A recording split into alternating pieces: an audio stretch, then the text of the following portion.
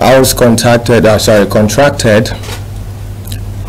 by an agency, back home to perform here in Tanzania, August 7th. I was supposed to be in Uganda August 6th. So I felt, okay, well, it's only nice to, drop in and say hello to my Tanzanian people. I had an amazing time in Uganda. It was a great show, made friends with the media and all that.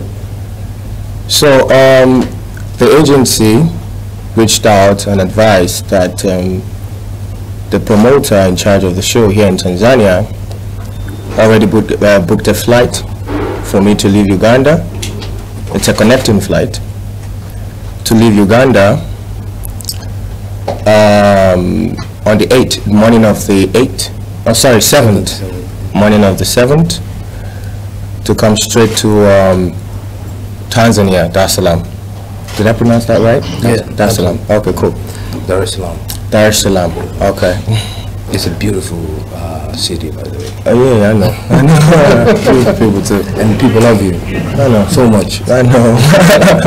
All right, so I left the hotel at Uganda exactly 6 a.m. in the morning. I head straight to the airport, caught the flight, but unfortunately, the airline delayed the flight like an hour in Uganda.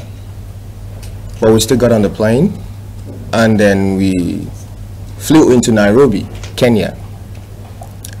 On getting to Kenya, the connecting flight from Kenya to Dar es Salaam left. So we communicated this to the organizers, the promoters of the show, that this is the situation right now. As it is, we can't be, because we got to Nairobi 12 o'clock, 12 p.m., 12 noon. And we communicated to the organizers and the promoters that, look, this is the situation on ground. The flight got delayed, so we missed the connecting flight. What's the situation? Can we still make the show? Oh yes, and they confirmed to me that they can get the next available flight to Dar es Salaam for 9:45. 9:40. Oh, sorry, 8:45 p.m. 8:50 actually. 8:50. For 8:50 p.m. You're supposed to be 6 and then 8:50. Oh, okay, yeah, 8:50 p.m. So I was in Nairobi, Kenya for 8 hours. I was at the airport, at the lounge at the airport. It was filled up with people, by the way, because a lot of the flight got cancelled and got delayed that day. So we managed to stay in Nairobi for 8 hours.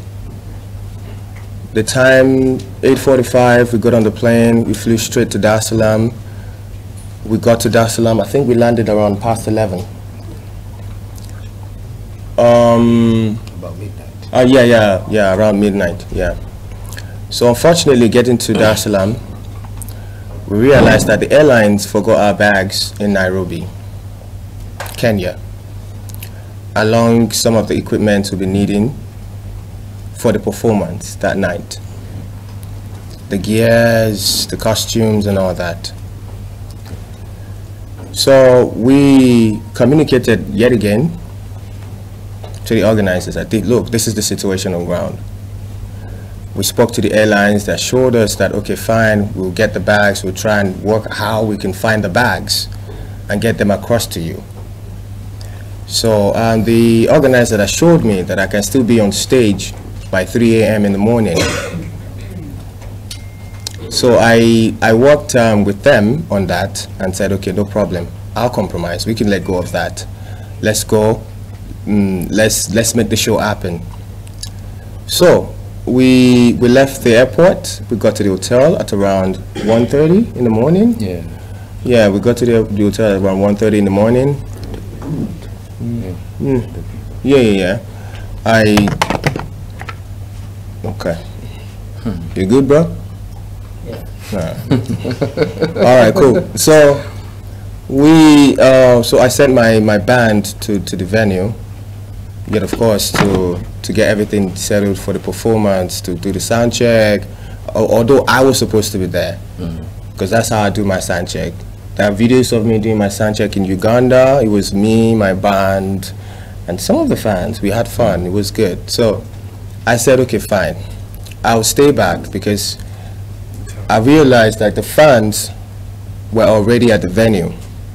Like thousands of the fans were there already waiting for me to perform, waiting for me to get on stage, you know, so it wouldn't be advisable for me to go down there to do the sound check. So I sent the band over to make sure, okay, let's see what we can let's see what we can do with the available setup. Unfortunately, they were rushed off the stage because the fans already are supposed to be in the venue. So the band came back with the bad news to the hotel. No problem, the show must go on. We contacted a couple of stylists here in Tanzania, you know, because of course I left Uganda like in the morning, like 6 in the morning, and I was drenched already. Yeah, like I was drenched already in what I was wearing. I was wearing a pair of slides, my shorts, and an agbada, you know. Yeah, just yeah. So I was drenched, and I needed to freshen up at least, you know, to be able to put up a great show for the Tanzanian people.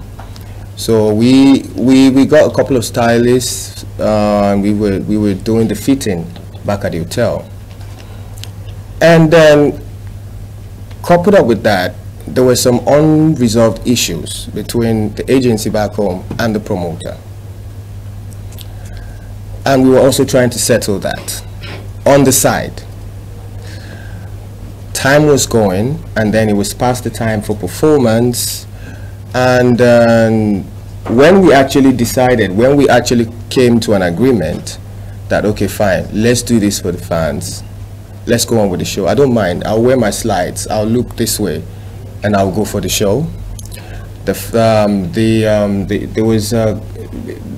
venue was already, you know, the people were already going wild, the fans were already going wild, which I know is out of love, no disrespect to the fans. And then I was advised to stay back. You know, you can't go, it's not safe or whatever. So I said, okay. I sat down with the team, the organizers, the promoters. Let's come up with a way, you know, to make it up to the Tanzanian fans. And then we decided to do a makeup show for free this time. I even agreed to partner with them this time, you know, to make the show go on. So we said, okay, in the morning we put out a statement, we apologize to the fans, we are all tired, let's get some rest. In the morning, daybreak, we put out a statement and address this issue, and everything will be solved. But unfortunately, by morning, the whole issue has already been blown up, out of proportion. The law got involved due to the vandalism. Yeah, vandalism. So the police came by to my hotel, take me in for questioning. It wasn't an arrest, that, by the way. So they took me in for questioning as to why my name keeps coming up. You know, how are you connected to the destruction of this property? So I went in, I gave my statement, and here we are.